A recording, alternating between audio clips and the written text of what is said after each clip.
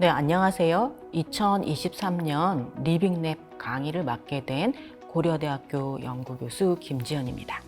첫 번째 주제는 파스텔 이야기입니다. 리빙랩이라는 단어가 생기기 아주 오래전부터 과학 지식과 사회 지식의 동맹이 있어 왔다는 것을 잘 보여줍니다. 과학 지식은 과학자의 영웅적 발견이라는 신화가 있습니다. 흔히 과학자의 실험실에서 과학적 작업만으로 완성된다고 생각하기 쉽습니다. 그러나 이것은 모든 과학 논쟁이 끝난 후에 최종 결과만 보기 때문에 생기는 오해입니다. 과학 지식은 고립적으로 생산되지 않고 불확실한 조건에서 경쟁 이론과 경합하면서 그리고 사회적 맥락 안에서 적절하게 작동할 때 진실의 지위를 얻게 됩니다. 파스텔 역시 기존의 지배적인 이론과 경합했었는데요. 리비히, 코흐, 푸쉐 같은 뛰어난 과학자들과 경합했습니다. 그러면 파스텔은 어떻게 이런 경합의 과정 속에서 세균학을 대표하는 과학자가 될 수 있었는지 알아보겠습니다. 루이 파스텔은 프랑스의 생화학자이며 세균학의 아버지, 또 과학계의 운동가로 평가받고 있는데요. 그의 대표적인 기여는 질병과 미생물의 연관관계를 밝힌 것이죠. 그 외에도 저온살균법, 광견병과 닭콜레라 백신의 발명에 기여했습니다.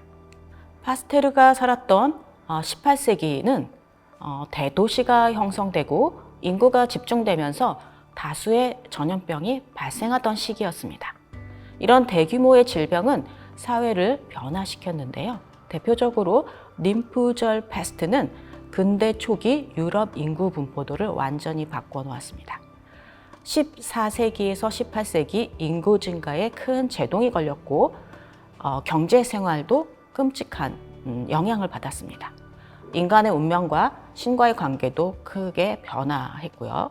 이런 점을 감안한다면 감염병을 전문적인 분야의 문제로만 한정하면 제대로 이해할 수 없고 종합적인 그리고 맥락적인 관점이 필요하다는 것을 알 수 있습니다. 당시의 그 지배적인 전염병에 대한 견해는 미아스마 이론이 있었습니다. 이것은 히포크라테스에 의해서 발전된 이론인데 콜레라, 흑사병과 같은 질병이 개인 간에 전파되는 것이 아니라 오염된 공기가 존재하는 지역 내에서 발생한다고 생각한 것입니다. 미아스마는 유해한 공기라는 뜻의 그리스어인데요. 우리가 잘 알고 있는 말라리아 명칭도 여기에서 유래한 것입니다. 여기 보이는 로버트 시모어의 그림은 이런 미아스마 이론을 잘 표현해주고 있는데요. 콜레라 유행이 독이 있는 공기의 형태로 확산된다는 것을 표현하고 있습니다. 파스텔은 기존의 경험 지식을 실험화하는 역량이 뛰어났는데요. 당시에도 이미 감염이나 비반복성 경향 등에 대한 지식이 부분적으로 있었습니다. 파스텔은 자신이 연구해야 할 질병의 범위에 있는 사람들, 예를 들어서 농부, 발효업자나 증류업자, 수의사, 의사, 행정가들로부터 그들의 경험을 배우는 능력이 뛰어났다고 합니다. 미생물과 질병의 연결 과정을 이해하려면 그래서 파스텔의 작업만이 아니라 그 파스텔가 맺었던 사회적 동맹을 동시에 따라가야만 가능할 것으로 보입니다. 파스텔의 작업은 당시 프랑스 사회의 의료, 생물학, 위생혁명과 연결되어 있는데요. 1820년에서 40년대에는 프랑스 공공위생의 위대한 시기로 명명되곤 합니다. 당시 위생주의자들의 그 요구가 굉장히 강렬했었는데요. 이러한 요구와 연결되면서 파스텔의 생각은 실험실을 벗어나서 사회화될 수 있었습니다. 또한 동시에 파스텔가 없었다면 위생주의자들은 세균에 대항할 수 없었을 것이다 라고 평가받기도 합니다. 이런 맥락에서 천재적인 아이디어 또는 수백만 명의 사람들을 구하려는 생각도 결코 저절로 움직이는 것이 아니다는 것을 알 수 있고요. 자신의 목표를 달성하기 위해서 과학자는 사회적 요구와 연결하는 역량이 필요하다는 것도 확인할 수 있습니다. 당시 파리 의과대학은 전통적인 견해에 맞서서 새로운 견해를 형성하고 있었는데요. 예를 들어서 특성별로 질병을 분류하는 것입니다. 특히 같은 질병을 앓는 환자들을 세밀히 분류한 방대한 병동 체계를 구현했고 그에 대한 통계 작성에 대한 열정을 보였습니다. 질병이 환자의 사회적인 배경, 환자의 생활 지역의 특성과 상관관계가 있다는 결론에 도달하게 되고요. 이것은 질병의 특이성 개념으로 이어질 수 있었습니다. 즉, 특정한 질병은 특정한 병원체에서 기인한다는 생각으로 연결됩니다. 그래서 이런 의과대학의 노력이 위생주의 운동 그리고 세균론의 등장에 중요한 역할을 하게 됩니다. 1877년은 상당히 중요한 해인데요. 의사와 과학기술자, 도시행정가, 건축가 등이 모여서 공증의학과 전문적 위생학회를 창립하고 학회지를 발간합니다. 이후에 의학과 미생물학, 위생학 관련 전문 잡지들이 수십여 개 창간되었고 이들이 파스테르주의의 호의적인 글을 소개합니다. 과학 저널이 또 대표적인데 이 저널의 저자들은 굉장히 편파적이었고 파스테르를 매우 사랑했다고 이렇게 알려져 있습니다. 그것은 이제 파스테르의 그 세균론이 그 위생주의 운동과 굉장히 잘 부합했기 때문입니다. 또한 그 전염병과 위생 문제를 제기하는 예술 문화 활동도 증가했는데요. 우리가 잘 알고 있는 올리버 트위스트의 작가 찰스 디킨스는 위생개혁의 기수이기도 했습니다. 전문적인 위생소설도 등장했습니다. 조지 엘리엇의 미들마치, 엘리자베스 게스켈의 남과 북, 벤저민 워드 리처드슨의 히게이아, 건강의 도시 같은 작품들이 있습니다. 히게이아는 그리스 신화에 등장하는 건강의 여신이죠. 1871년 이후 파스테르는 전염병을 모의 실험하게 되는데요. 질병 발생의 상관성 통계를 만든 위생주의자들이 했던 작업을 동물에게 적용하는 형태였습니다. 파스테르의 실험실은 이 과정에서 전염성의 발효의 순도, 접종 순간, 대조군 분리의 많은 요소들에 대한 전문성을 획득하게 됩니다. 그래서 이것을 실험적 질병을 구성하는 과정이었다라고 평가하고 있습니다. 이렇게 해서 위생주의자들의 지식과 파스테르의 지식이 혼합된 하이브리드를 형성하게 되고 이게 종국적으로 백신의 발명으로 이어집니다.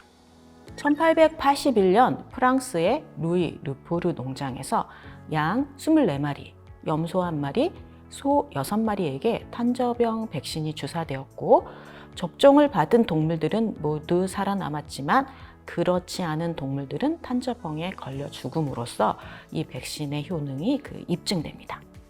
물론 당시에 이론적으로 면역 메커니즘이 알려지기 전이었습니다. 그런데 파스테르는 이론적으로 면역 메커니즘이 완전히 증명되기 이전이었는데 어떻게 백신을 개념화했을까요? 이것은 바로 파스테르가 과학 외부의 지식, 즉 사회 지식을 과학 내부로 끌어오는 역량이 있었기 때문인데요. 예를 들면 농업에서 그 농부들의 지식, 즉 씨앗과 땅에 대한 지식으로부터 유추해낸 것입니다. 연속적으로 작물을 심으면 작물의 성장이 약화되죠. 이런 현상이 미생물에도 적용될 것으로 추정됐습니다. 그래서 박테리아, 미생물도 비반복될 것이다 라고 하는 원리를 추정해냈고 이것을 이용해서 병원체를 약독화함으로써, 즉 약독화란 희석하거나 약화시키는 거죠. 이렇게 해서 백신을 제조하게 됩니다. 한편 파스테르의 백신 실험에 대한 비판도 있었는데요. 당시 프랑스 과학 저널에 따르면 프랑스 의사 피터와 독일인 의사 코흐는 파스테르의 백신 실험에 대해서 시기상조다, 성급한 일반화다라며 비판한 바 있습니다. 실험 결과를 일반화할 수 없다는 판단이었는데요. 백신 실험을 동물에서 다른 동물로 그리고 동물에서 인간으로 일반화할 수 없고 하나의 질병에서 다른 질병으로 그리고 소수의 개인으로부터 모든 사람들로 일반화할 수 없다고 주장합니다. 이것은 상당히 과학적으로 타당한 비판인데요. 파스테르는 이러한 비판도 극복할 수 있었습니다. 어떻게 그럴 수 있었을까요? 과학사회학자 브루노 라투르는 프랑스의 파스테르화라는 저술에서 이 현상에 대해서 자세히 설명한 바 있습니다. 파스테르에 대한 엄청난 신뢰는 두 가지 정도의 원인에서 기인한다고 보았는데요. 첫 번째는 1871년 이전에 그가 전염병과 관련된 일을 하지 않았다는 것이고, 두 번째는 이러한 발견이 필요하긴 하지만 그 발견이 만들어지기를 기다리지 않고 그것을 훨씬 뛰어넘는 사회운동이 있었다는 것입니다. 첫 번째 부분은 파스테르가 전통적인 연구자들의 고정관념에서 자유롭게 혁신적인 실험을 할 수 있었다는 것을 말하는 것이고, 두 번째는 과학 이전에 사회적 과정이 있었고 파스테르는 그 사회적 과정과 동맹이 될 수 있었다는 점을 의미합니다. 파스테르 과학의 그 핵심적인 동력은 사회 집단의 소망을 번역한 다음 다시 그 집단 내에 적용되거나 이해될 수 있는 지식을 만들어냈다는 데 있습니다. 이런 점에서 과학 지도자는 군사 지도자보다 더 능숙한 전략가라는 평가를 받곤 합니다. 당시 위생주의 운동은 새로운 도시 대중에게 피난처를 제공할 수 있는 제도와 기관을 형성하는 거대한 사회운동을 진행했고, 처음에는 파스테르주의자나 위생주의자 모두 수십 명에 불과했지만 그들은 동맹을 만들어내며 종국에는 건강의 입법자가 될 수 있었습니다. 그들은 당시의 흐름을 바꿀 수 있는 새로운 힘을 발명한 것이죠. 종합적으로 보자면 파스테르의 과학은 중층적인 연결을 형성하는 데 성공했습니다. 실험실과 의학 사이의 연결, 미생물과 질병 사이의 연결, 그리고 과학위생과 국가통계학이라고 하는 새로운 전문성을 연결해냈습니다. 위생개혁운동은 국가 권력을 변화시켰고 국가와 시민의 관계도 변화시켰습니다. 그리고 무엇보다도 이 이야기를 통해서 우리는 파스테르의 과학은 단일 전문성이 아니라 연합의 과학이라는 관점을 확인할 수 있었습니다. 이 사진은 19세기 프랑스 잡지에 실린 예방접종 시연 장면입니다. 뒤쪽에 서 있는 파스테르가 시연 장면을 지켜보고 있습니다. 더 자세한 사항은 다음과 같은 문헌에서 확인할 수 있습니다.